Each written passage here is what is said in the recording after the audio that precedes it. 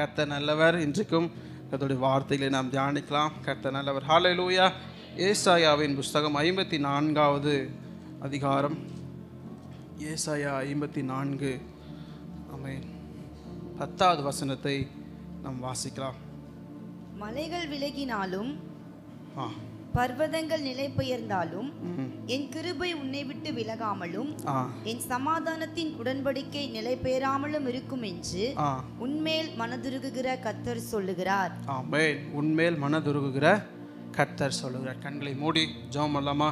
இந்த வேத பகுதி மேலே உங்களை கரங்களை வச்சு, ஆண்டவரே இந்த வார்த்தையின் மூலியமா என்னோடு பேசுங்க அப்படி நாம் ஜெபிப்போம். கர்த்தர் நம்மளோடு ஏறி வருவார். எங்களை நேசிக்கிற, எங்களை அப்பா அதிகமாக நேசிக்கிற எங்கள் நல்ல தகப்பனே, இந்த நல்ல ஆராதனை நாளுக்காய் உமக்கு நாங்கள் நன்றி செலுத்துகிறோம். இந்த வேதத்தின் ரகசியங்களை அறிந்து கொள்ளும்படி கர்த்தர் இன்றைக்கு எங்களுக்கு உதவி செய்துள்ளும்படி நாங்கள் ஜெபிக்கிறோம்ப்பா. கர்த்தர் இந்த வார்த்தையின் மூலம் ஒவ்வொருவரோடும் பேசுங்க. கர்த்தர் என்னோடு பேசுங்க. உம்முடைய சபையோடு நீர் பேசும்படி நாங்கள் ஜெபிக்கிறோம். பேசுகிறது நான் அல்லப்பா, நீர் என்னுள்ளிருந்து கிரியை செய்துள்ளும்படி நாங்கள் ஜெபிக்கிறோம். நம்முடைய நாம மகிமைப்படட்டும். எல்லா பிள்ளையுடைய பலவீனங்களை, சோர்வுகளை, அசதிகளை, தூக்க கலக்கங்களை கர்த்தர் நீர் மாற்றி உடைய வார்த்தையை கேட்கும்படி நீ உறுதிப்படுத்தும்படி நாங்கள் ஜெபிக்கிறோம். உடைய நாம மகிமைப்பட கர்த்தர் என்னை தாழ்த்தி ஒப்பு கொடுக்கிறோம். நீங்கள் இந்த அப்பா செய்தி வேலையை முழுவதும் ஆளுகை செய்தல்லும் பேசியல்லும் இயேசுவின் அதிகாரமுள்ள நாமத்தில் ஜெபிக்கிறோம் நல்ல பிதாவே. ஹல்லேலூயா, ஹல்லேலூயா. ஆமென். நாம் வாசித்தோம், மலைகள் விலகினாலும் பர்வதங்கள் நிலை பெயர்ந்தாலும் என் கிருபை உன்னை விட்டு விலகாமலும் என் சமாதானத்தின் உடன்படிக்கை நிலை பெயராமலும் இருக்கும் என்று உன்மேல் மனதுருகுகிற கர்த்தர் சொல்லுகிறார். ஹல்லேலூயா. இன்றைக்கு நாம் தியானிக்கிறது ஆண்டவரை குறித்து நாம் தியானிக்கிறோம். அவருடைய அவருடைய அறிவை குறித்து நம்ம என்ன அப்படின்னா, அந்த கடைசி லைன் சொல்லுகிறது உன்மேல் மனதுருகுகிற கர்த்தர். ஹல்லேலூயா. உன்மேல் மனதுருகுகிற கர்த்தர். பக்கத்தில் இருக்கிறவங்க பார்த்து சொல்லுங்க, உங்கள் உன்மேல் மனதுருகுகிற கர்த்தர். உன்மேல் மனதுருகுகிற கர்த்தர். இன்றைக்கு நாம் யாரை தியானிக்கிறோம் அப்படின்னா, மனதுருக்கம் உள்ள ஆண்டவரை பற்றி நாம் தியானிக்க போகிறோம். ஹல்லேலூயா, ஹல்லேலூயா. நாம் ஆராதிக்கிற தெய்வம் கடினமான மனதுடையவர் கிடையாது. ஆமென். ஹல்லேலூயா. நம்ம ஆராதிக்கிற தெய்வம் ஒரு கடின இருதயம் உள்ள தெய்வம் கிடையாது. நீங்கள் வேதத்தை திறந்து நீங்கள் பார்த்தீங்கன்னா சரியும். இயேசு எங்கெங்கெல்லாம் போகிறாரோ அங்கெங்கெல்லாம் அவர் ஜனங்களை பார்த்து மனதுருகுகிற தெய்வமாக இருக்கிறார். ஹல்லேலூயா, ஹல்லேலூயா. இன்னும் பார்த்தீங்கன்னா, குறிப்பாக பார்த்தீங்கன்னா, இயேசு எங்கெங்கெல்லாம் அழுகிறாங்களோ அங்கெங்கெல்லாம் அவர் போய் முதல்ல நின்று அவருடைய கண்ணீரை துடைக்கிற தெய்வமாக இருக்கிறார். ஹல்லேலூயா. நாம் ஆராதிக்கிற தெய்வம் மனதுருகுகிற கர்த்தர். ஹல்லேலூயா, ஹல்லேலூயா. நீங்கள் ஆகாரை பார்த்தீங்கன்னா, ஆகார் அழுகும் பொழுது அவர் கண்ணீரை துடைத்தார். அதே நீங்கள் புதிய ஏற்பாட்டில் உங்களுக்கு ஒரு நபரை சொல்லணும் அப்படின்னா, மரியாளை பார்த்தீங்கன்னா அவள் அழுகும் போதும் அவர் கண்ணீரை துடைத்தார். அதுபோல் மரியாள் அழுகும் போதும், லாசர் மரித்த போதும், மரியாள் அழுகும் பொழுதும் இயேசு அவருடைய கண்ணீரை துடைத்தார். நாயினூர் விதவை அழுது கொண்டு வரும்பொழுதும் இயேசு அவருடைய கண்ணீரை துடைத்தார். இப்படி எங்கெங்கெல்லாம் ஜனங்கள் அழுது இருக்கிறார்களோ அங்கெங்கெல்லாம் இயேசு அவருடைய கண்ணீரை துடைத்திருக்கிறார். ஏனென்றால் அவர் மனதுருகுகிற கர்த்தர். ஹல்லேலூயா. நாம் ஆராதிக்கிற தெய்வம் ஒரு கடினம் உள்ள, சொன்னது காதில் கூட கேட்காத, மறந்து போன, தூங்கி கொண்டிருக்கிற ஒரு தெய்வம் அல்ல. அவர் மனதுருகுகிற கர்த்தர். இப்போது நீங்கள் ப்ராக்டிக்கலாக எடுத்துக்கோங்களேன். மனிதர்களை எடுத்துக்கோன்னா 2 வகையான மனிதர்கள் இருப்பாங்க. சில பேர் பார்த்தீங்கன்னா ரொம்ப இலகுவான மனசுடையதாக இருப்பாங்க. சிலர் ரொம்ப கடினமான மனசுடையதாக இருப்பாங்க. சில பேர்த்திட்ட போய் நம்ம கஷ்டத்தை சொன்னாவே மயக்க மூட்டே விழுந்துருவாங்க. அந்த அளவுக்கு ரொம்ப வீக் பாடியாக இருப்பாங்க. சொன்ன உடனே கண்ணில் எங்கே தான் தண்ணி இருக்குமே தெரியல, பொல பொல பொலன்னு அப்படியே வலிஞ்சு வந்துடும். சில பேர்த்துக்கு உண்மையே அழுதுட்டு சொன்னாலும், நீ என்ன வேணா சொல்லு, நான் அழுக மட்டும் மாட்டேன் அப்படின்னு. ஆனால் அதுதான் மனிதருடைய இருதயம். ஆனால் மனிதர்கள் அப்படி தான். சில பேர் ரொம்ப இலகுவான மனசுடையாக இருப்பாங்க. சில பேர் ரொம்ப கடினமான, அவங்க கடினமானன்னு சொல்ல முடியாது, ஒருவேளை அவருடைய என்ன சொல்கிறது, இருதய பக்குவமாக இருக்கலாம் அப்படின்னு கூட சொல்லலாம். அப்போது மனிதர்களே 2 விதமாக இருக்காங்க. ஆனால் நம்முடைய ஆண்டவர் எப்படிப்பட்டவர்னா, அவர் எப்படி மனதுருகுகிற கர்த்தர். ஹல்லேலூயா, ஹல்லேலூயா. ஒருவேளை நம்ம இந்த உலகத்தில் நமக்கு வேண்டிய இரக்கம், நமக்கு வேண்டிய தயவு, நமக்கு வேண்டிய அன்பு, இதெல்லாம் யாராவது எனக்கு இரக்கம் பாட்டியிருந்தாலும் நல்லா இருக்குமே, இந்த விஷயத்தில் எனக்கு இரக்கம் செஞ்சுருந்தா நல்லா இருக்குமே, இந்த விஷயத்தில் எனக்கு உதவி செஞ்சுருந்தா நல்லா இருக்குமே அப்படின்னு நம்ம எதெல்லாம் நினைக்கிறோமோ அதெல்லாம் ஒருவேளை நம்ம நினைத்தது நடைபெறாமல் போனாலும் இன்றைக்கு உங்களுக்கு ஒரு அறிமுகப்படுத்துகிறேன். அவர் தான் நாம் ஆராதிக்கிற தகப்பன். அவர் இரக்கமுள்ள தெய்வம். ஹல்லேலூயா, ஹல்லேலூயா, ஹல்லேலூயா. அவர் இரக்கமுள்ள தெய்வம். ஹல்லேலூயா. யாருக்கெல்லாம் இரக்கம் தேவைப்படுகிறதோ அவங்களுக்கெல்லாம் நிச்சயமாக அவர் உதவி செய்ய வல்லவர். ஹல்லேலூயா, ஹல்லேலூயா. இதே வசனத்தில் இதே புஸ்தகத்தில் ஏசாயாவில் 30:18 அங்கே ஒரு வசனம் இருக்குது. அதை நான் வாசிக்கலாமா? ஏசாயா 30:18 ஒரு வசனம் இருக்கிறது. ஆனாலும் உங்களுக்கு இறங்கும்படி கர்த்தர் காத்திருப்பார், உங்கள் மேல் மனதுருகும்படி எழுந்திருப்பார். கர்த்தர் நீதி செய்கிற தேவன், அவருக்கு காத்திருக்கிற அனைவரும் பாக்கியவான்கள். ஆமென், ஹல்லேலூயா. இங்க வசனம் சொல்லுகிறது, ஆனாலும் உங்களுக்கு இறங்கும்படி கர்த்தர் காத்திருப்பார், உங்கள் மேல் மனதுருகும்படி எழுந்திருப்பார். ஹல்லேலூயா. அப்போ இங்கே வசனம் சொல்லுது, முதல்ல பாஸ்டம் அவர் நம்ம மேல் மனதுருகிறவர் என்று சொல்லி, இங்கே சொல்லுது மனதுருகும்படி எழுந்திருப்பாரா. ஹல்லேலூயா, ஹல்லேலூயா. அவர் மனதுருக்கம் உள்ளவர் அப்படிங்கிறத இங்கே பார்க்குறோம். இந்த இந்த இந்த வசனத்தில் 3 பகுதிகளை பார்க்குறோம். என்னென்னா, முதல்ல நான் வாசத்தின்படி அவர் அதாவது இறங்குகிற கர்த்தர். ஹல்லேலூயா. இந்த வசனத்தில் பாருங்களேன், 30:18 வாசிங்கன்னா, உங்களுக்கு இறங்கும்படி அப்படின்னா முதல்ல ஆண்டவர் அவருடைய மனதுருக்கம் 3 விதமாக செயல்படுது. அப்படின்னா முதல்ல இறங்குகிற கர்த்தர். யாரு இறங்குகிற? சொல்லுங்களேன், இறங்குகிற. ரெண்டாவது சொல்லுகிறது மனதுருகும்படி எழுந்திருப்பார். ரெண்டாவது மனதுருகுகிற கர்த்தர். மனதுருகுகிற கர்த்தர். மூன்றாவது சொல்லுகிறது நீதி செய்கிற தேவன். அப்போ மூன்றாவது நீதி செய்கிற கர்த்தர். ஹல்லேலூயா. இப்போ இயேசுடைய மனதுருக்கத்தில் 3 பகுதிகளை நம்ம இன்னைக்கு பார்க்க போகிறோம். முதலாவது என்னன்னா இறங்குகிற கர்த்தர். சொல்லுங்க, இறங்குகிற. ரெண்டாவது மனதுருகுகிற கர்த்தர். மூன்றாவது நீதி செய்கிற கர்த்தர். அப்போ இன்னைக்கு சபையில் பிரசங்கம் பண்ணார் அப்படின்னு கேட்டால் சூப்பராக பிரசங்கம் பண்ணார் அப்படின்னு நீங்கள் சொல்லக்கூடாது. சரியா? வீட்டுக்கு போனால் இன்றைக்கி என்ன பிரசங்கம் அப்படின்னு கேட்டால் சில பேர் சொல்லுவாங்க, இன்றைக்கி அருமையாக பிரசங்கம் பண்ணாங்க. அதான் என்ன பண்ணாங்க? அருமையாக பிரசங்கம் பண்ணாங்க அப்படின்னு சொல்லக்கூடாது. இன்னைக்கு சொல்கிறத கவனிக்கணும். ஹல்லேலூயா. அப்போது ஆண்டவர் நமக்கு எப்பேற்பட்டவர்னா அவர் மனதுருகுகிற கர்த்தர். அதன் 3 பிரிவுகளை தான் நான் பார்க்க போகிறோம். முதல்ல அவர் இறங்குகிற கர்த்தர், ரெண்டாவது மனதுருகுகிற கர்த்தர், மூன்றாவது நீதி செய்கிற கர்த்தர். ஹல்லேலூயா, ஹல்லேலூயா. இப்போ இது 3ஐயும் நீங்கள் மறந்துட்டு வீட்டுக்கு போய் என்ன பிரசங்கன்னு கேட்டால் சூப்பர் பிரசங்கன்னு சொல்லக்கூடாது. இந்த 3ஐயும் தான் அவங்க பிரசங்கம் பண்ணாங்க அப்படின்னு நீங்கள் சொல்லணும். ஆமென். கவனிப்பீங்களா? கர்த்தர் நல்லவர். ஹல்லேலூயா. இந்த வசனத்தில் கடைசி சொல்லுகிறது அவருக்கு காத்திருக்கிற அனைவரும் பாக்கியவான்கள். ஹல்லேலூயா. அவர் காத்திருக்கிற அனைவரும். அப்போ யாரெல்லாம் அவர் காத்திருக்கிறாங்களோ அவர்கள் அனைவரும் யாரா? பாக்கியவான்களா. இப்போ நாம சொல்றோம் நாங்கள் அவர் காத்திருக்கிறோம் அப்படின்னு சொல்லி. ஆனால் இந்த வசனத்தின் முதல் சொல்லுகிறது ஆனாலும் உங்களுக்கு இறங்கும்படி கர்த்தர் காத்திருப்பார். நாம எப்படி ஆண்டவர் எனக்கு இறங்கணும்னு காத்திருக்கிறாமோ அதுபோல ஆண்டவரும் உனக்கு இறங்கும்படி, உனக்கு இரக்கம் செய்யும்படி, உனக்கு தயவு செய்யும்படி, உன்மேல் மனதுருக்கும்படி யார் காத்திருக்கிறாரா? கர்த்தரும் நம்ம மேல் காத்திருக்கார். ஹல்லேலூயா, ஹல்லேலூயா, ஹல்லேலூயா. அப்போ நாம் எப்படி கடவுளுக்காக இன்னைக்கு இயேசு எனக்காக செய்ய மாட்டாரா, இன்னைக்கு அற்புதம் செய்ய மாட்டாரா அப்படின்னு வெயிட் பண்றோமோ அதுபோல நம்முடைய தகப்பனும் நமக்கு உதவி செய்யும்படி அவர் காத்திருக்கார். ஹல்லேலூயா. இதுக்கு உதாரணத்தை உங்களுக்கு ஒரு அதிகாரத்தை நான் காமிக்கிறேன். யாத்திராகம புஸ்தகம், இது உங்களுக்கு முன்னாடி சொல்லியிருப்பேன். யாத்திராகம புஸ்தகம் 17வது அதிகாரத்தில் எடுத்தீங்கன்னா அதில் 5:6 அங்கே ஒரு சம்பவம் இருக்கிறது. அதை நான் வாசிக்கலாமா? யாத்திராகமம் 17:5-6 வாசிச்சா தெரியும். அப்பொழுது கர்த்தர் மோசேயை நோக்கி, நீ இஸ்ரவேல் மூப்பரில் சிலரை உன்னோடே கூட்டிக் கொண்டு நீ நதியை அடித்த உன் கோலை உன் கையிலே பிடித்து கொண்டு ஜனங்களுக்கு முன்னே நடந்து போ. அங்கே ஒரு யோரேப்பிலே நான் உனக்கு முன்பாக கன்மலையின் மேல் நிற்பேன். நீ அந்த கன்மலையை அடி, அப்பொழுது ஜனங்கள் குடிக்க அதிலிருந்து தண்ணீர் புறப்படும் என்றார். போதும்.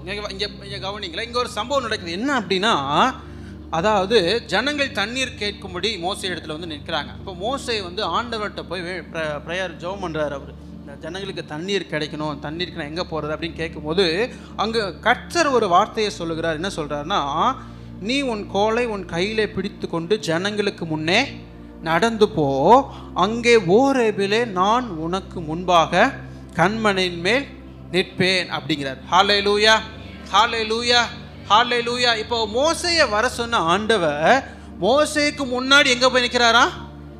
கன்மலையில் போய் நிற்கிறார். ஹல்லேலூயா. நம்ம மனிதர்கள் மாதிரி அவர் நீ வா நான் வரேன்னு சொல்ல, நீ வந்து எனக்கு வெயிட் பண்ணு நான் உனக்கு நான் வரேன் அப்படின்னு சொல்லு. ஆண்டவர் சொல்கிறாரு நீ வா, உனக்கு முன்னாடியே நாங்கள் வந்து நிற்கிறேன், உனக்கு உதவி செய்யும்படி நான் நிற்கிறேன், உனக்கு தயை செய்யும்படி நான் நிற்கிறேன், உனக்கு இரக்கம் செய்யும்படி நான் வந்து நிற்கிறேன், நீ வா அப்படிங்கிறார். ஹல்லேலூயா. இப்போ எவ்வளவு நல்ல தெய்வம் பாருங்களேன். நாம் வருவதற்கு முன்னாகவே நமக்கு வேண்டியதை அவர் அறிந்து அவர் நமக்கு முன்பாகவே வந்து நின்று நமக்கு உதவி செய்ய இயேசு வல்லவர். ஹல்லேலூயா, ஹல்லேலூயா, ஹல்லேலூயா. ஆனால் மனிதர்கள் தான் என்ன சொல்லுவாங்க, இப்போ ஒரு மனிதர்கள் நமக்கு பணம் தராங்கன்னு வைங்களேன், 1 லட்சம் நம்ம நீங்கள் கடன் வாங்குறேன்னு வச்சுக்கோங்களேன், அவங்க வந்து உங்களுக்கு வெயிட் பண்ணுவாங்களா இல்லை நீங்கள் போய் அவங்களுக்கு வெயிட் பண்ணணுமா? நாம் போய் தான் அவங்களுக்கு வெயிட் பண்ணணும். இந்த கடைக்கு வா, இந்த முக்குக்கு வா, இந்த பேங்க்குக்கு வா அப்படின்னு சொல்லுவாங்க. நாம் தான் போய் என்ன பண்ண அவங்களுக்கு வெயிட் பண்ணணும். அவங்க ஒரு 2 மணி நேரம் கழித்து வந்தாலும் அமைதியாக நிற்கணும். ஏன்னா அவங்க அப்போ தான் பணம் தருவாங்க. ஏன்னா உலக மனிதர்கள் அப்பேற்பட்டவர்கள். ஆனால் நம்ம ஆராதிக்கிற தெய்வம் அவர் நமக்கு உதவி செய்யும்படி நமக்கு முன்பாக வந்து நிற்கிறார். ஹல்லேலூயா, ஹல்லேலூயா. இயேசு எவ்வளவர் என்று நீங்கள் யோசிச்சு பாருங்களேன். நாம் ஆராதிக்கிற தெய்வம் நமக்கு உதவி செய்யும்படி நமக்கு முன்பாக வந்து நிற்கிறார். அதான் ஒரு தெய்வ மனிதன் சொல்கிறார், அதாவது உங்களுக்கு உதவி செய்வதில் உங்களை விட அதிக ஆர்வம் உள்ளவர் தான் கர்த்தர். ஹல்லேலூயா, ஹல்லேலூயா. பக்கத்தில் இருக்கிறவங்களை பார்த்து சொல்லுங்க, உங்களுக்கு உதவி செய்யும்படி உங்களை விட அதிக ஆர்வம் உள்ளவர் நம் கர்த்தர். ஹல்லேலூயா. இன்னொரு முறை சொல்லுங்க, உங்களுக்கு உதவி செய்யும்படி உங்களை விட அதிக ஆர்வம் உள்ளவர் நம் கர்த்தர். ஹல்லேலூயா, ஹல்லேலூயா. சத்தமா சொல்லுங்களேன், ஹல்லேலூயா, ஹல்லேலூயா. ஆமென். நம் கர்த்தர் நமக்கு இறங்கும்படி நம்மை விட அதிக ஆர்வம் உள்ளவராக இருக்கார். ஹல்லேலூயா. அதனால தான் நம்ம ஏசாயால வாசிச்சோம், உங்களுக்கு இறங்கும்படி கர்த்தர் காத்திருப்பார். ஹல்லேலூயா, ஹல்லேலூயா. நமக்கு இறங்கும்படி கர்த்தர் காத்திருக்கார். ஹல்லேலூயா. அந்த நல்ல தெய்வத்தை தான் நாம் ஆராதித்து கொண்டிருக்கிறோம் என்பதை நாம் மறந்துடக்கூடாது. ஹல்லேலூயா. ஒருவேளை நம்முடைய வாழ்க்கையில் இப்படி பிரச்சனைகள், பாடுகள், போராட்டங்கள் வரலாம். ஆனால் வசனம் சொல்லுகிறது நமக்கு இறங்கும்படி நம்ம போய் அவரிடத்துல நின்னா போதும், அவரிடத்துல கேட்டால் போதும், அவரிடத்துல போய் நம்முடைய பிரச்சனைகளை சொன்னால் போதும், நமக்கு இறங்கும்படி இயேசு காத்திருக்கிறாராம். ஹல்லேலூயா, ஹல்லேலூயா. முன்னதாக சொன்னேன், அவருடைய மனதுருக்கத்தின் 3 நிலைகளை. முதலாவது அவர் நமக்கு இறங்குகிறவர் என்று சொல்லி, 2வது மனதுருகிறவர் என்று சொல்லி, 3வது நீதி செய்கிறவர் என்று சொல்லி. ஹல்லேலூயா. முதலாவது இரக்கம். முதலாவது இரக்கத்தை பற்றி நாம் பார்ப்போம். உதவியற்றவர்களுக்கு, தேவைகளோடு இருக்கிறவர்களுக்கு இயேசு இரக்கம் செய்கிறவராக இருக்கிறார். 2வது கண்ணீரோடு, கவலைகளோடு, பிரச்சனைகளோடு இருக்கிறவர்களுக்கு இயேசு மனதுருகிற தெய்வமாக இருக்கிறார். 3வது என்னுடைய நியாயம், இது வந்து என்னுடைய நியாயம், எனக்கு யார் நியாயம் செய்வா, எனக்கு யார் உதவி செய்வா, எனக்கு யார் இந்த பிரச்சனையிலிருந்து விடுதலை தருவார் என்று இருக்கிறவங்களுக்கு இயேசு நீதி செய்கிற தேவனாக இருக்கிறார். ஹல்லேலூயா. முதலாவது இயேசு இரக்கம் செய்கிறவராக இருக்கிறார். அந்த இரக்கத்தை நாம் பார்க்கலாம். ஹல்லேலூயா, ஹல்லேலூயா, ஹல்லேலூயா. அதான் வசனத்தில் நாம் வாசிக்கிறோம், இஸ்ரவேலை காக்கிறவர் உறங்குவதும் இல்லை தூங்கும். ஏன்னா அவர் நம்மை பார்த்து கொண்டே இருக்கிறதுனால, எப்பொழுதும் நமக்கு உதவி செய்யும்படி அவர் ரெடியாக இருக்கிறதுனால, நமக்கு உதவி செய்யும்படி அவர் காத்திருக்கிறார். ஹல்லேலூயா, ஹல்லேலூயா, ஹல்லேலூயா. நம்முடைய தெய்வம் எப்படின்னா, யாருக்கு தேவையோ, யாருக்கு இப்போ உதவி செய்யணுமோ, யாருக்கு இறங்கணுமோ அவர்களை பார்த்து உதவி செய்கிறவர். ஆனால் மனிதர்கள் எப்படின்னா, நம்மிடத்துல பணம் இருக்குன்னு தெரிஞ்சாவே நம்மள்ட்ட இவங்க கேட்டக்கூடாது, நம்மள்ட்ட இவங்க வந்துடக்கூடாது, பணம் இருக்கிறது தெரிஞ்சா வந்து வாங்கிட்டு போயிடுவாங்க அப்படின்னு மனிதர்கள் நினைப்போம். ஆனால் ஆண்டவர் எப்படின்னா, நீ எங்கிட்ட எல்லாம் இருக்குது, உனக்கு என்ன வேணுமோ, உனக்கு என்ன தேவையோ நீ எங்கிட்ட கேளு, நான் உனக்கு உதவி செய்கிறேன் அப்படிங்கிறவர் தான் நம் ஆண்டவர். ஹல்லேலூயா, ஹல்லேலூயா, ஹல்லேலூயா. இப்போ உலக மனிதர்களை பார்த்தீங்கன்னா அவர்களுக்கு ஒரு விசிட்டிங் ஹவர்ஸை வச்சுருப்பாங்க. பார்த்துருக்கீங்களா? உலக மனிதர்கள் பார்த்தீங்கன்னா அவளுக்கு ஒரு டைமிங் வச்சுருப்பாங்க. இந்த டைமில் வந்தால் தான் என்னை பார்க்க முடியும், இந்த டைமில் வந்தால் தான் நீங்கள் சந்திக்க முடியும், இப்போ வந்தால் தான் நான் உங்களோட பேச முடியும் அப்படின்னு டைம் ஒதுக்கி வச்சுருப்பாங்க. ஆனால் நம்ம ஆண்டவரை எடுத்துக்கொண்டோம் அப்படின்னா 24 மணி நேரம் எப்போ கூப்பிட்டாலும் ஆண்டவர் செவி கொடுக்கிறவராக இருக்கார். ஹல்லேலூயா. எப்போ நம்ம அவரிடத்துல நோக்கி கூப்பிட்டாலும், எப்போ அவர் அப்பா பிதாவே அப்படின்னு அவரை கூப்பிட்டாலும் அவர் நமக்கு செவி கொடுக்கிற நல்ல தகப்பனாக இருக்கார். ஹல்லேலூயா, ஹல்லேலூயா, ஹல்லேலூயா. அப்போ இந்த 3 பகுதிகளை நாம் பார்த்து நாம் ஜெபிக்கலாம். கர்த்தர் நல்லவர். ஹல்லேலூயா. முதலாவது இரக்கமுள்ள தெய்வம். ஹல்லேலூயா, இரக்கமுள்ள தெய்வம். ஆமென், ஆமென். யோவான் எழுதின சுவிசேஷம் 5வது அதிகாரத்திலிருந்து இன்றைக்கு இதை நாம் தியானிக்க போகிறோம். கர்த்தர் நல்லவர். ஹல்லேலூயா. உங்களுக்கெல்லாம் தெரிந்த ஒரு பகுதி தான் 5:1-12 வரைக்கும் அங்கே ஒரு சம்பவம் இருக்கிறது. அது என்ன அப்படின்னா, பெதஸ்தா குளத்தின் அருகே இருக்கிற 38 வருட வியாதியஸ்தனை சுகமாக்கின இயேசுவை ஆமென் இன்றைக்கு நாம் பார்க்க போகிறோம். ஹல்லேலூயா, ஆமென், ஹல்லேலூயா. முதலாவது இறங்குகிற நமக்கு கர்த்தரை பற்றி நாம் பார்க்க போகிறோம். யோவான் எழுதின சுவிசேஷம் 5ஆம் அதிகாரம் 1-12 வரைக்கும் நாம் பார்க்கலாம். ஹல்லேலூயா. இங்கே ஒரு சம்பவம் இருக்கிறது. நீங்கள் எல்லாம் வேதத்தை நன்கு படித்தவர்கள் என்று எனக்கு தெரியும். அதனால் இந்த சம்பவம்லாம் உங்களுக்கு நிச்சயமாக தெரியும், நான் நம்புகிறேன். தெரியாட்டி நான் கதை சொல்கிறேன், கவனிங்க. கர்த்தர் நல்லவர். ஹல்லேலூயா. இங்கே ஒரு சம்பவம் இருக்குது. என்னென்னா, எருசலேமில் பெதஸ்தா அப்படின்னு ஒரு கொலை இருக்குது. எங்க எருசலேமில் தூங்கி எந்திரிச்சவங்களை கேட்டால் எங்கள் வீட்டு பக்கத்தில் ஒரு கொலை இருந்துச்சு அப்படின்னு சொல்லிடுவாங்க. அது அங்கெல்லாம் இல்லை, எருசலேமில் பெதஸ்தாவில் ஒரு கொலை இருக்குது. ஆமென். அந்த குளத்தினுடைய ஸ்பெஷல் என்ன அப்படின்னா, அந்த குளத்தை சுற்றியும் சப்பானிகள், கண்ணு தெரியாதவங்க, அதாவது பேச முடியாதவங்க, நடக்க முடியாதவங்க, என்னென்ன வியாதி உள்ளவர்கள் இருக்கிறாங்களோ எல்லாரும் அந்த குளத்தை சுற்றி உட்காந்துருப்பாங்க. ஒரு தூதன் என்ன பண்ணுவார்னா, அவர் டைம் கிடைக்கும் போது, வேதத்தில் அதெல்லாம் போடல, மாதத்துக்கு ஒரு முறை வாரத்துக்கு ஒரு முறை அப்படிலாம் போடல, அவர் எப்பப்பெல்லாம் தோணுதோ அப்போல்லாம் வந்து அந்த குளத்தை என்ன பண்ணுவார்னா கலக்குவார்.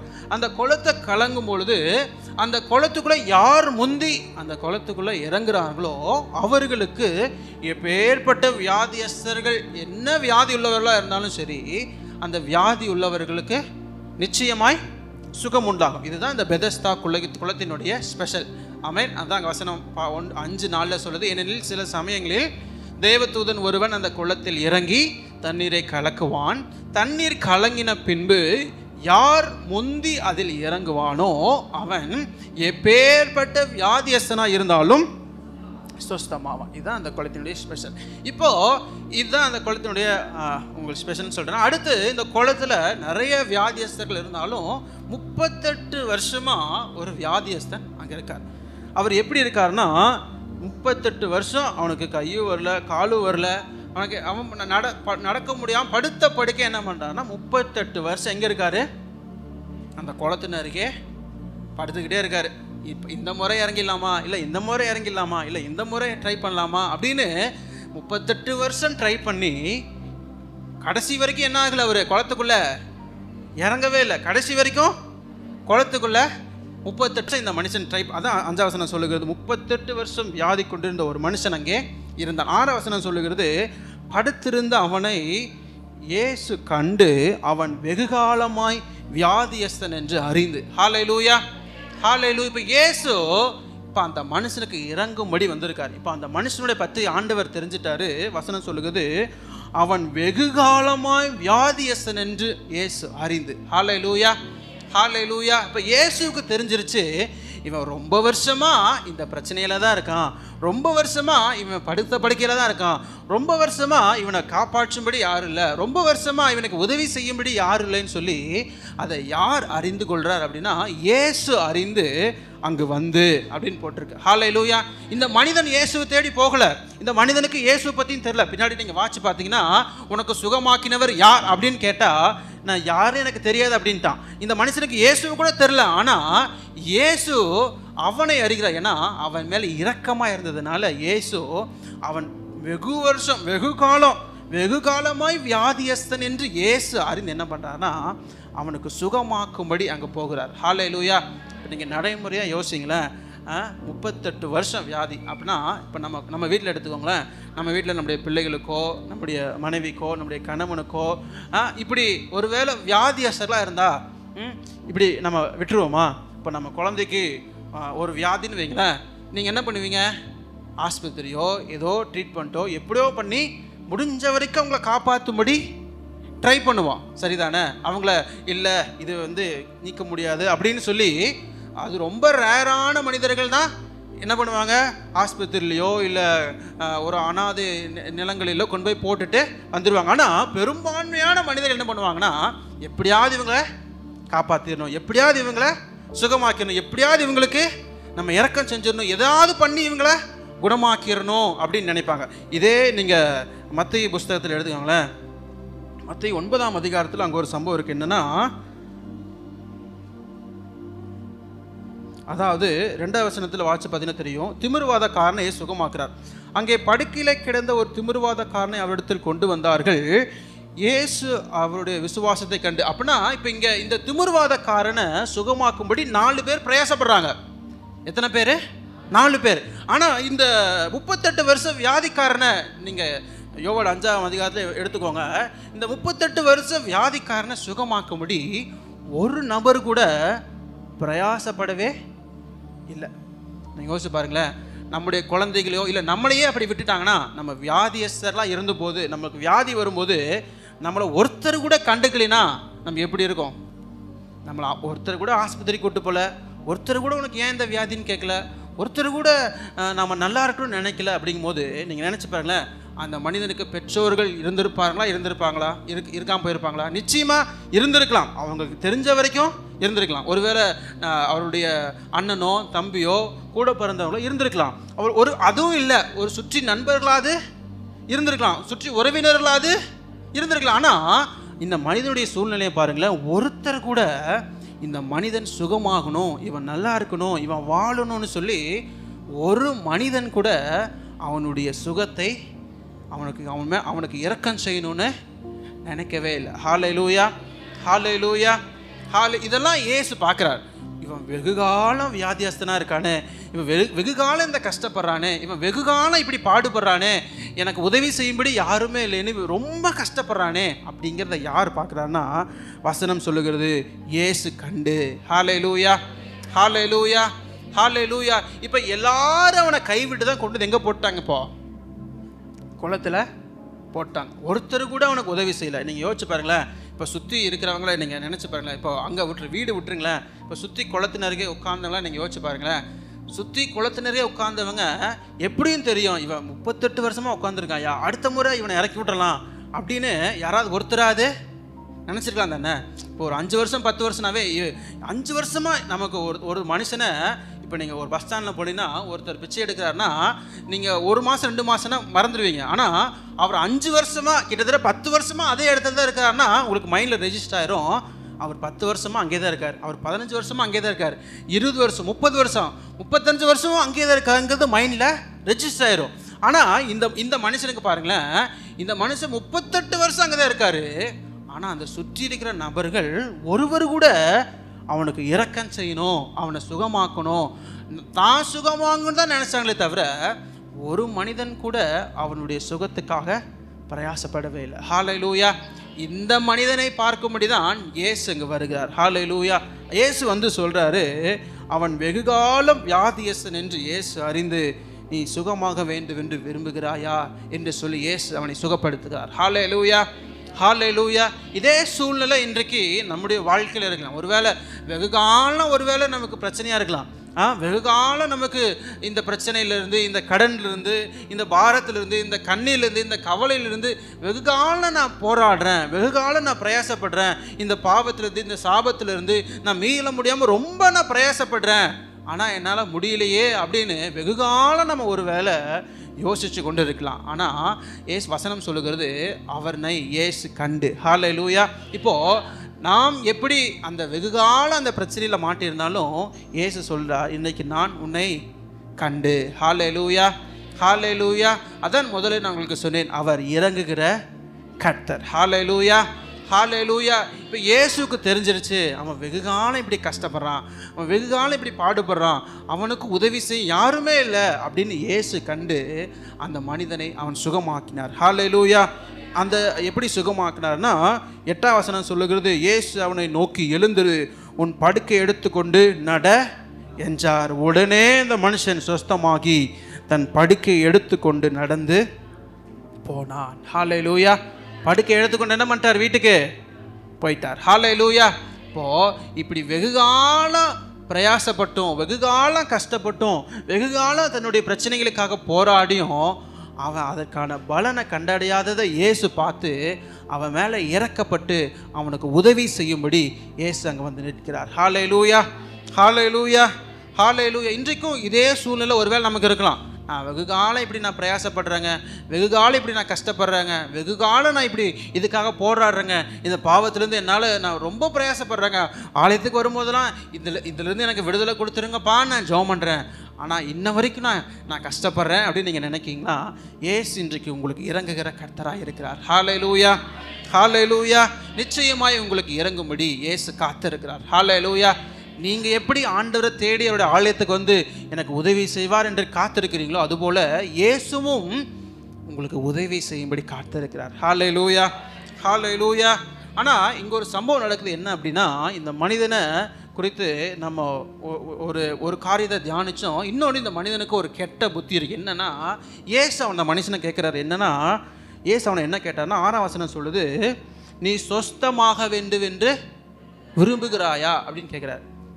யாராவது ஒருத்தர் நம்மக்கிட்ட வந்து, உனக்கு தேவையாக இருக்கா, உனக்கு இப்படி பிரச்சனையாக இருக்கா, அதுலேருந்து நீ விடுதலை ஆகணும்னு விரும்புகிறியா, உன் கஷ்டமாகணும்னு நீ விரும்புகிறியா, உனக்கு பணம் தேவை, பணம் உனக்கு வேணுமான்னு நம்மள்கிட்ட கேட்டால் நம்ம என்ன சொல்லுவோம்? ஒன்று ஆமான்னு சொல்லுவோம், இல்லை இல்லைன்னு சொல்லுவோம், இல்லை எனக்கு வேணும்னு சொல்லுவோம், இல்லை வேண்டான்னு சொல்லுவோம்.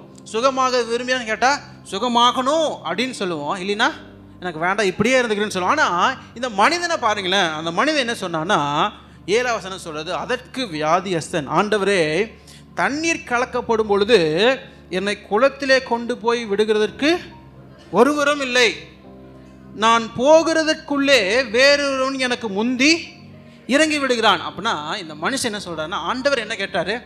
நீ சுகமாகணும்னு, நீ நல்லாகணும்னு விரும்புறியான்னு தான் ஆண்டவர் கேட்டார். ஒன்றிவன் ஆமாம் ஆண்டவரே என்னை சுகமாக்கும் ஆண்டவரேன்னு சொல்லியிருந்தா ஆண்டவர் நிச்சயமா இல்லைனாலும் சுகமாக்கிடுவார் தான் ஆண்டவர். ஆனால் இந்த மனிதன் என்ன சொல்கிறான் பாருங்களேன், அவன் மற்றவர் என்ன பண்ணுறான்? குற்றப்படுத்துகிறான். மற்றவர் என்ன பண்ணுறான்?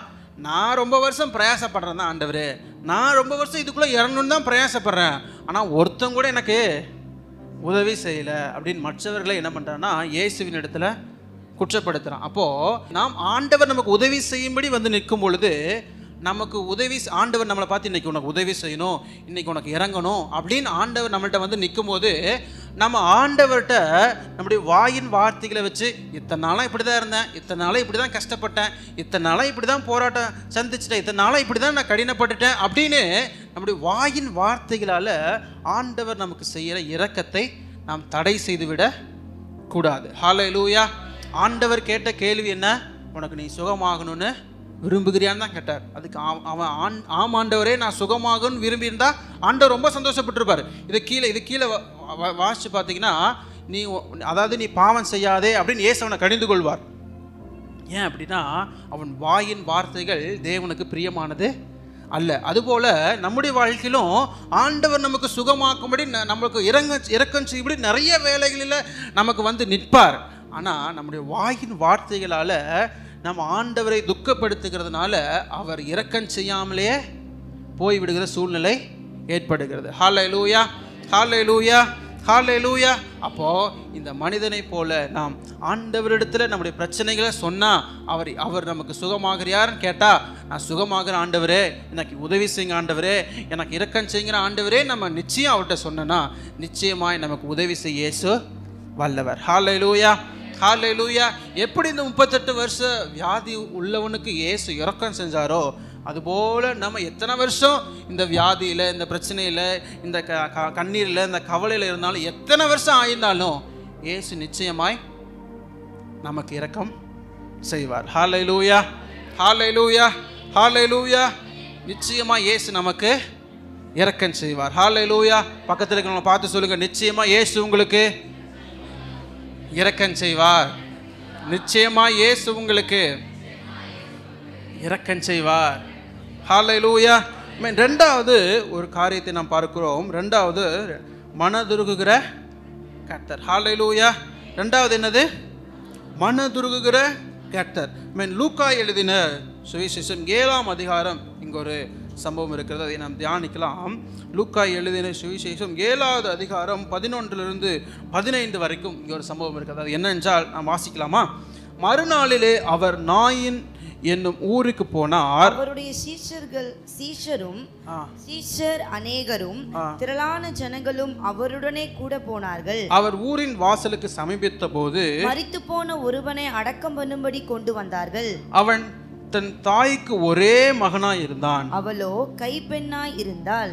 ஊராரில் வெகு ஜனங்கள் அவளுடனே கூட வந்தார்கள். கர்த்தர் அவளை பார்த்து அவள் மேல் மனதுருகி அழாதே என்று சொல்லி கிட்ட வந்து பாடையை தொட்டார். அதை சுமந்தவர்கள் நின்றார்கள். அப்பொழுது அவர், வாலிபனே எழுந்திரு என்று உனக்கு சொல்லுகிறேன் என்றார். ஆமென். மரித்தவன் எழுந்து உட்கார்ந்து பேசத் தொடங்கினான். அவனை அவன் தாயினிடத்தில் ஒப்புவித்தார். ஹல்லேலூயா.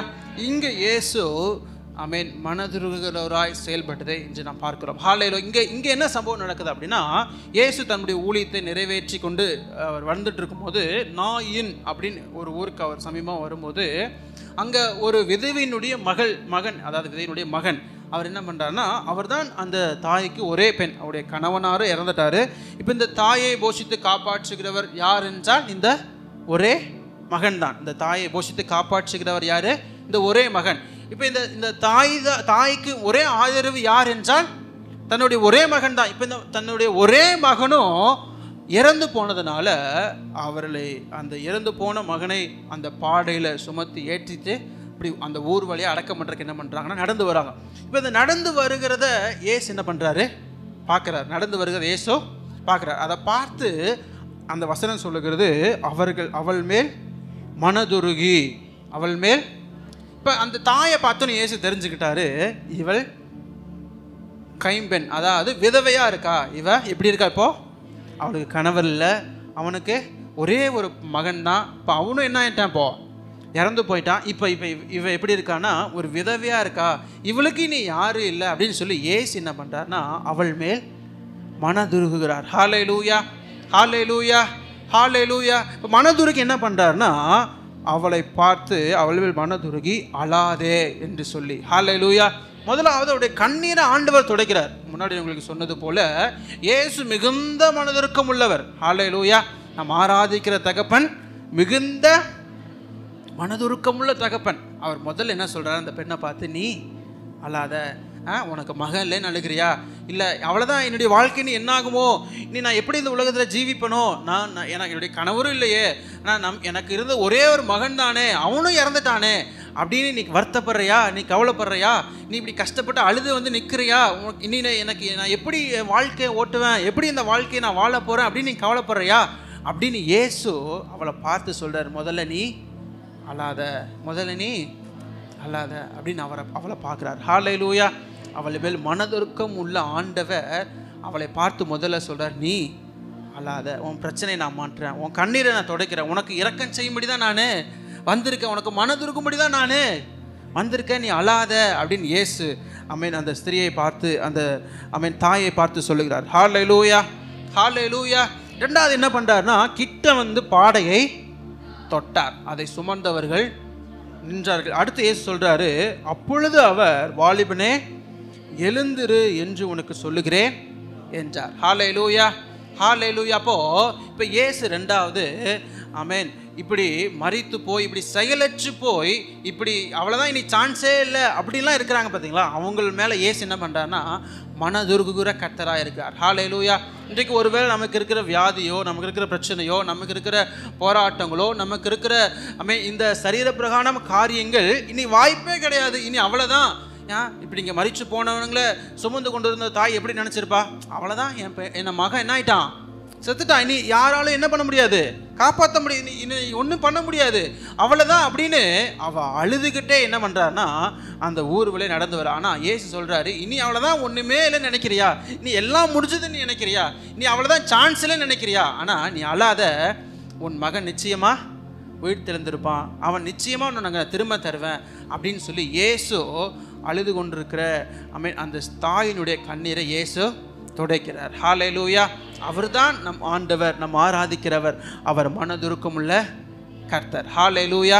இன்றைக்கு இது போன்ற சூழ்நிலையில் ஒருவேளை நம்ம இருந்தாலும் கர்த்தர் நம்ம மேலேயும் மனதுருகுகிற கர்த்தராய் இருக்கிறார். ஹல்லேலூயா.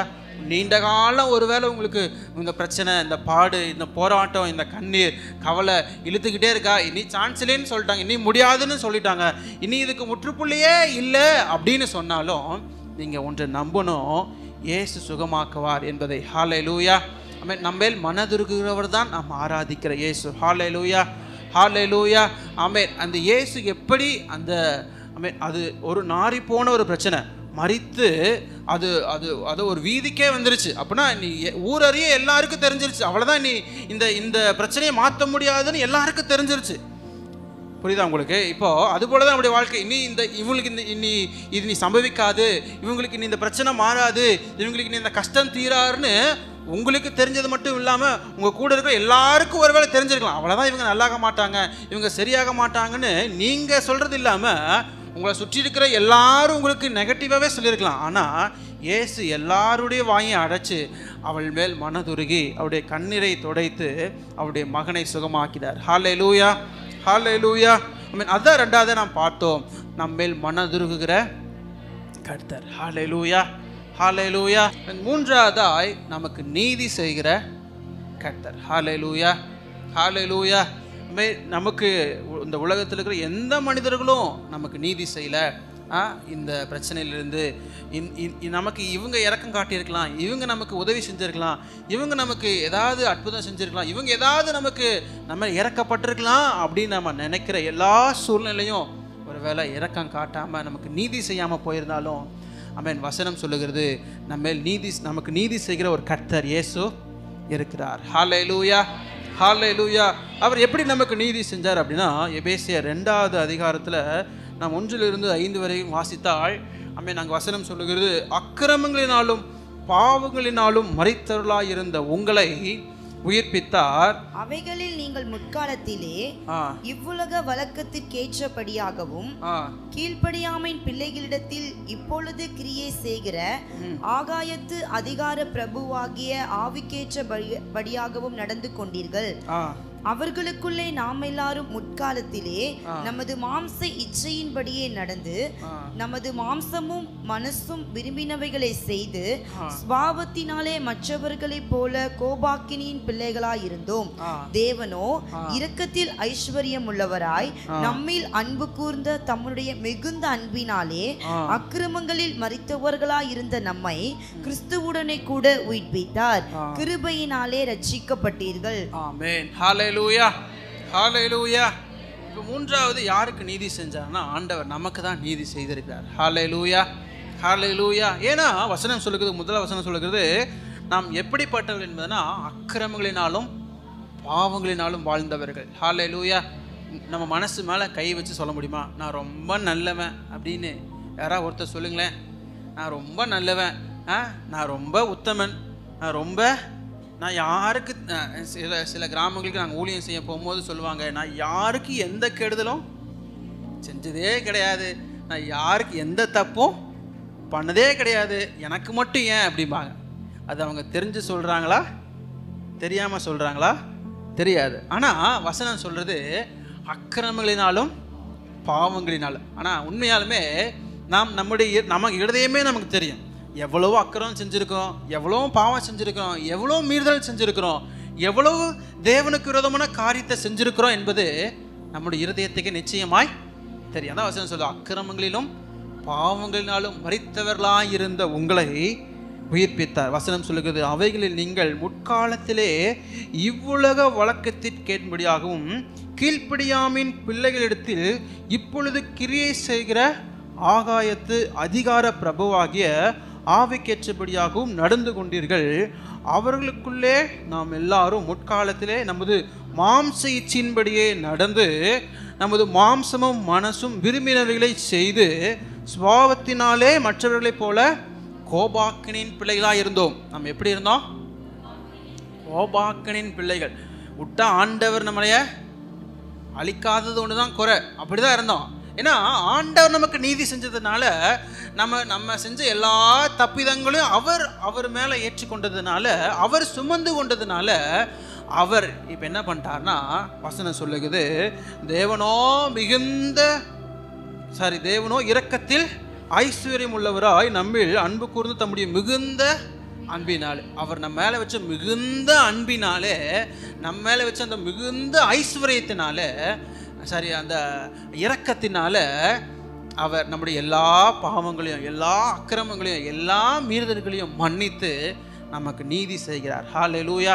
ஒருவேளை அவர் மட்டும் நம்முடைய பாவத்தின்படி நம்மளை தண்டிச்சிருந்தார்னா, நம்மளுடைய பாவத்திற்கு தக்க பலனை நம்ம கொடுத்திருந்தார்னா, இந்த சர்ச்சில் இந்த சேரை தவிர ஒருத்தர் கூட இருக்க மாட்டோம். ஹல்லேலூயா. அவர் நம்ம செஞ்ச எல்லா தப்பிதங்களையும் அவருடைய மிகுந்த அன்பினால, அவருடைய இரக்கத்தினால, அவர் மன்னித்ததுனால, அவர் நமக்கு நீதி செஞ்சதுனால இன்றைக்கு அவரை ஆராதிக்கும்படி வந்து நிற்கிறோம். ஹல்லேலூயா, ஹல்லேலூயா. அப்போ நம்ம ஆண்டவர் நமக்கு நீதி செய்கிற ஆண்டவர். ஹல்லேலூயா. ஒருவேளை பாவத்தில் இன்றைக்கும் இந்த பாவத்தில், இந்த பிரச்சனையில், இதிலேருந்து என்னால் விடுபட முடியல, நான் ரொம்ப இந்த பாவத்தினால கஷ்டப்படுறேன், இந்த பாவம் என்னை ரொம்ப நெருக்குது, என்னை பலவீனத்துக்கு உட்படுத்துது, நான் இதில் விடுபடணும்னு நினைக்கிறேன், என்னால் முடியல அப்படின்னு நீங்கள் நினச்சிங்கன்னா இதை ஏசப்பாட்ட சொல்லுங்கள். அவர் தான் வசனம் சொல்லுது, அக்கிரமத்தினாலும் பாவத்திலும் வாழ்ந்த எல்லாரையும் அவர் விடுவிக்கிறாராம். அவர் நம்ம மேலே வச்ச மிகுந்த அன்பு நம்மளை எப்பேற்பட்ட பாவத்துக்குள்ளாக இருந்தோம் நம்மளை விடுதலையாக்கி கொண்டு வந்துடும். ஹல்லேலூயா. அப்போது இயேசுவினிடத்தில் வந்துடும் பொழுது, இயேசுவினிடத்தில் நம்முடைய பிரச்சனைகளை சொல்லும்போது அவர் நமக்கு நீதி செய்கிற தகப்பனாக இருக்கிறார். ஹல்லேலூயா, ஹல்லேலூயா, ஹல்லேலூயா. அவர் நம்ம மேலே வைத்த தயவு மிகவும் பெரியது. ஹல்லேலூயா, ஹல்லேலூயா. முதல்ல நாம் பார்த்தோம், அவர் நமக்கு இறங்குகிற கர்த்தர். ஹல்லேலூயா. ரெண்டாவது பார்த்தோம், நமக்கு மனதுருகுகிற கர்த்தர். மூன்றாவது நீதி செய்கிற கர்த்தர். இப்போ சத்தமாக சொல்லுங்களேன். முதல்ல இறங்குகிற கர்த்தர், ரெண்டாவது மனதுருகுகிற கர்த்தர், மூன்றாவது நீதி செய்கிற கர்த்தர். ஹல்லேலூயா. அவன் நமக்கு இறங்குகிற கர்த்தராய், அவன் மனதுருகுகிற கர்த்தராய், நீதி செய்கிற கர்த்தராய் நாம் ஆராதிக்கிற இயேசு நமக்கு இருக்கிறார். ஹல்லேலூயா.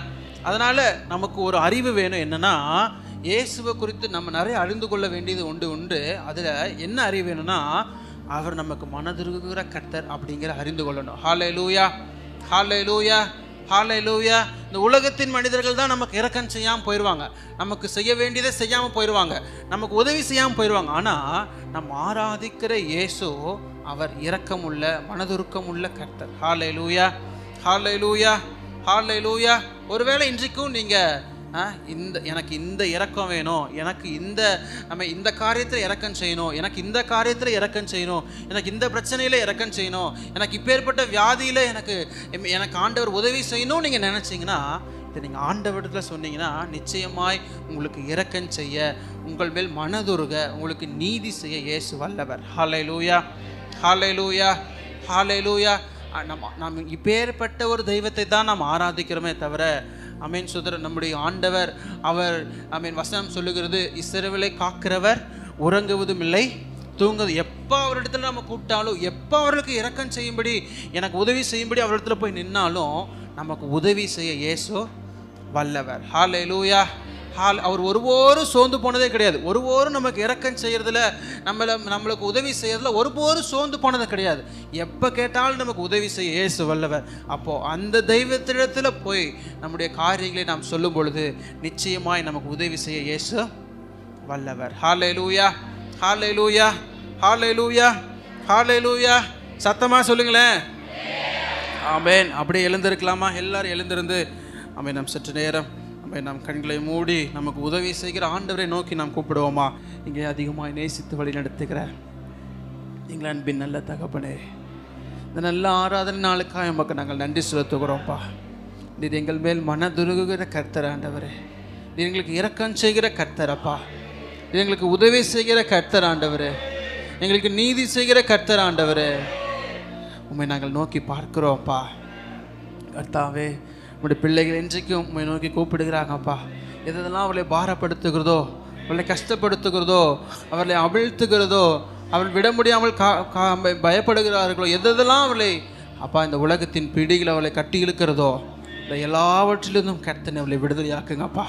இந்த அவர்கள் மேல் இரக்கமாயிருங்க ஆண்டவரே, அவர்களுக்கு நீங்கள் இரக்கம் செய்யுங்க ஆண்டவரே, அவருக்கு நீங்கள் உதவி செய்யுங்க ஆண்டவரே, அவருடைய இந்த பிரச்சனையிலிருந்து, அவருடைய இந்த பாடுகளிலிருந்து, வியாதியிலிருந்து, இந்த பலவீனத்திலிருந்து அவளுக்கு விடுதலை கொடுங்க ஆண்டவரே. நம்முடைய பிள்ளைகள் மேல் நீங்கள் மனதுருகும்படி நாங்கள் ஜெபிக்கிறோம்ப்பா. அவருக்கு நீங்கள் இறங்கும்படி நாங்கள் ஜெபிக்கிறோம்ப்பா. 38 வருட வியாதியுள்ள மனிதனுக்கு நீர் இறங்குனீர் ஆண்டவரே. அவன் இவ்வளவு வெகுகாலம் அப்படி வியாதிப்பட்டவன் என்று அவனை அறிந்து நீர் அவனை தேடி போய் அவனுக்கு இரக்கம் செஞ்சீங்களே அப்பா. நான் இன்னொரு விதவின் மகனுக்கு அப்பா நீர் தேடி போய் அவங்களுக்கு இரக்கம் செஞ்சீங்களே, அப்படி மனதுருக்கு நீங்களே. அதுபோல் அக்கிரமத்தினாலும் பாவங்களாலும் மரித்த எங்களை நீர் உம்முடைய நீதியினால எங்களை அப்பா உம்முடைய பிள்ளைகளாய் மாற்றி இருக்கிறீங்களே. இந்த மாபெரும் தயவுக்காக நமக்கு நாங்கள் நன்றி செலுத்துகிறோம். இந்த வார்த்தையை கேட்ட நம்முடைய பிள்ளைகள் ஒவ்வொருவரையும் கர்த்தர் ஆசீர்வதியும். நம்முடைய மனதுருக்கம் அவர்களை ஆளுகை செய்யட்டும் ஆண்டவரே. நம்முடைய மனதுருக்கம் அவர்களை ஆளுகை செய்யட்டும் ஆண்டவரே. இயேசு மிகுந்த மனதுருக்கம் உள்ளவர், அவர் மகா மனதுருக்கம் உள்ளவர், அவர் மகா இரக்கம் உள்ளவர் என்பதை அப்பா நம்முடைய பிள்ளைகள் அறிந்து கொள்ளட்டும் ஆண்டவரே. நம்முடைய பிள்ளைகள் அறிந்து கொள்ளட்டும் ஆண்டவரே. தங்கள் தேவைகளுக்கு என்று அவர்கள் எங்கேயும் போய் அப்பா ஏங்கி நிற்கக்கூடாது ஆண்டவரே. இந்த நல்ல தெய்வத்தை பிடித்து கொள்ளணும்ப்பா. கர்த்தர் அவருடைய கரங்களை நீர் பலப்படுத்தும்படி நாங்கள் ஜெபிக்கிறோம், திடப்படுத்தும்படி நாங்கள் ஜெபிக்கிறோம். அவளை கவலைகளை கண்ணீர்களை கர்த்தர் மாற்றி அல்லங்க. இன்றைக்கு இந்த வார்த்தையின் மூலம் நம்முடைய பிள்ளைகளோடு கர்த்தர் நீர் பேசும்படி நாங்கள் ஜெபிக்கிறோம். நீங்கள் பேசும்படி நாங்கள் ஜெபிக்கிறோம் ஆண்டவரே. உம்முடைய நாம மாத்திரம் மகிமைப்படுத்தப்படட்டும். பெரிய காரியம் கர்த்தர் செய்தல்லுங்க. சுகபத்திரமாய் கொண்டு வந்தீர், சுகபத்திரமாய் வீடு திரும்பட்டும். இந்த வாரம் முழுவதும் உம்முடைய பிரசன்னம், உம்முடைய மகிமை பிள்ளைகளோடு தங்கி இருக்கட்டும் ஆண்டவரே. இந்த வாரம் முழுவதும் நீர் உம்முடைய பிள்ளைகளை நடத்தி அருளும். எல்லா ஆபத்துகளுக்கும் நாச மோசங்களுக்கும் அப்பா விக்கினங்களுக்கும் உடைய பிள்ளைகளை விலக்கி பாதுகாத்து கொள்ளும். உம்முடைய பிரசன்னம் முன்னும் பின்னும் கடந்து சென்று சகல அப்பா கோணல்களையும் நேராக்கும்படி நாங்கள் ஜெபிக்கிறோம். பாதுகாத்து வழிநடத்தும் ஆசீர்வதியும். இயேசு கிறிஸ்துவின் அதிகாரமுள்ள நாமத்தில் ஜெபிக்கிறோம் நல்ல பிதாவே. என் ஆத்துமாவே கர்த்தரை ஸ்தோத்திரி, என் முழு உலமே பரிசுத்த நாமத்தை ஸ்தோத்திரி. என் ஆத்துமாவே கர்த்தரை ஸ்தோத்திரி, கர்த்தர் செய்த சகல உபகாரங்களிலும் மறவாதே. ஆமென். ஹல்லேலூயா, ஹல்லேலூயா, ஹல்லேலூயா. கர்த்தர் தாமே நம்ம ஒவ்வொருவரையும்